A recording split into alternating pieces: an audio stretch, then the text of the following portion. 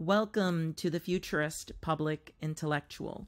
In 2023, Idaho passed a law called the Vulnerable Child Protection Act. It banned gender transition surgery, puberty blockers, and hormone therapy for transgender youths under the age of 18. The law was supposed to go into effect on January 1st of this year, but two boys who were receiving estrogen therapy challenged the law in federal court. The U.S. District Judge issued a universal injunction that blocked the state from enforcing any part of the law against any party during the litigation. The state asked the Supreme Court for emergency relief by postponing the injunction for everyone except the challengers. On April 15, 2024, the majority granted the postponement that the state requested in the case Labrador v. Poe. What was interesting about the opinion was that it explicitly addressed the problem of universal injunctions and emergency applications. Not only are emergency applications annoying for a Supreme Court that has many other pressing cases to adjudicate, they would be less necessary if so many federal judges didn't issue universal injunctions in the first place. Universal injunctions prevent a law or a legislative act from taking effect throughout a state or the entire country.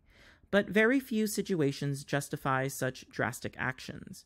These overly broad injunctions have been increasing in frequency throughout the past 2 decades, underscoring a politically fraught environment.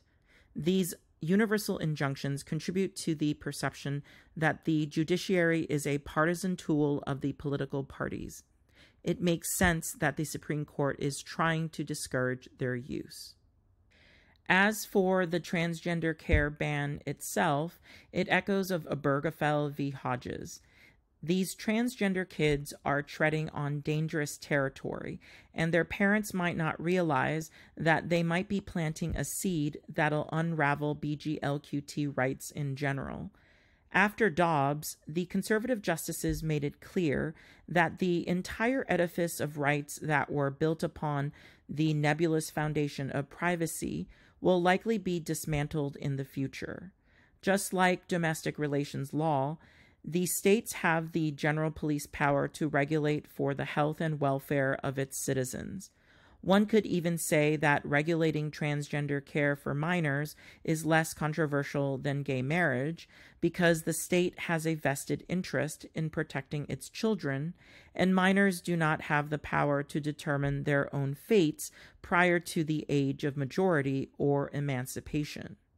If this case determines that Idaho has the intrastate power to regulate transgender care, there's no reason why a state can't argue that it also has the right to regulate gay marriage.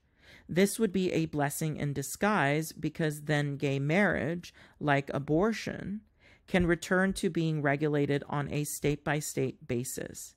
The irony would be that transgender kids would have created the precedent that destroyed nationwide gay marriage. Thank you for listening to the Futurist Public Intellectual.